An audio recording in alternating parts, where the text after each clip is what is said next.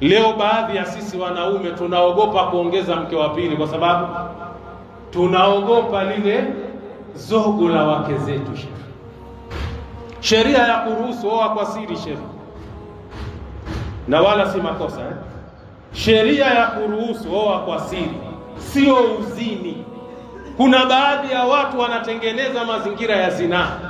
Anamwambia yule mchepuko wake, mke wangu bwana hataki mimi niongeze mke wa pili, tunapendana sana bwana, sasa mimi naomba itakuwa naja mara moja kwa ajili ya si unajua tena, lakini wewe kukuoa itakuwa ngumu. Wallahi hiyo ni zina na haifai kisheria. Kwa nini uwe tayari kuzini na mwanamke, huogopi lile dhambi ambalo ni la zinaa unakwenda kulifanya? Kwa nini uliogopi hilo dhambi wewe? Na kwa nini umuogopi Allah jalla fi'ala? Ndugu yangu, kama una uwezo wa kumkodishia mwanamke akaishi kama anavyoishi yule mke wako, sheria ya kuambia oa. Tatizo liko wapi? Oa.